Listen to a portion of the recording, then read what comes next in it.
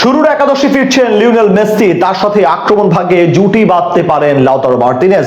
Defence নিয়ে আছে বড় সুখবর, কেপ ভার্দেকে হারিয়ে পরের রাউন্ডে যেতে সব দিক থেকে প্রস্তুত আর্জেন্টিনা ফুটবল দল। জর্ডান ম্যাচের তুলনায় এই ম্যাচে দেখা যেতে পারে একাধিক পরিবর্তন, সাথে আসছে বেশ কিছু চমক। সব মিলিয়ে আগামী ম্যাচে কেমন হতে চলেছে আর্জেন্টিনার সেরা একাদশ, তাই নিয়ে বিস্তারিত এই রিপোর্টে।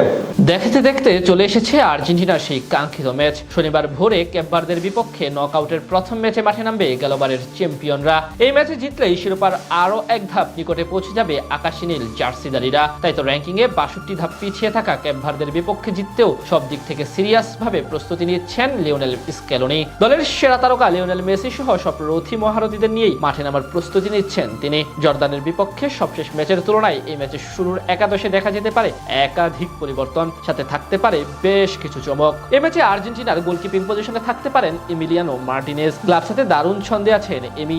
ভাঙা আঙুল নিয়ে যেভাবে আর্জেন্টিনার গোলবারের আগলে রেখেছেন তিনি, সেটি সত্যি প্রশংসা করার মতো। তার সাথে রক্ষণের সবচেয়ে বড় পাওয়া ক্রিস্টিয়ান রোমেরোর ইনজুরি মুক্ত হওয়া। অস্ট্রিয়ার বিপক্ষে ম্যাচে উলুর চোটে পড়ে মাঝে খেলার পথে তাকে উঠিয়ে নিয়েছিলেন স্কেলোনি। এরপর জর্দানের বিপক্ষে ম্যাচে ছিলেন বিশ্রামে। তবে এক ম্যাচে গ্যাপ দিয়েই আবারও শুরুর একাদশে ফিরতে পারেন টটেনহামের এই সেন্ট্রাল ব্যাক। তার সাথে জুটি বাঁধতে পারেন অভিজ্ঞ ওতামেন্দি। তিনি অবশ্য এখন অব্দি ভালোভাবে আস্থার প্রতিদান দিয়ে যাচ্ছেন। এছাড়া দুই ফুলব্যাক হিসেবে দেখা যেতে পারে নাহুয়েল মলিনা ও নিকোলাস তাগলিয়াফিকুকে। গেল ম্যাচে জুলিয়ানো সিমিওনেকে রাইট ব্যাক পজিশনে খেলানো হলো, এই ম্যাচে ফেরানো হতে পারে মলিনাকে।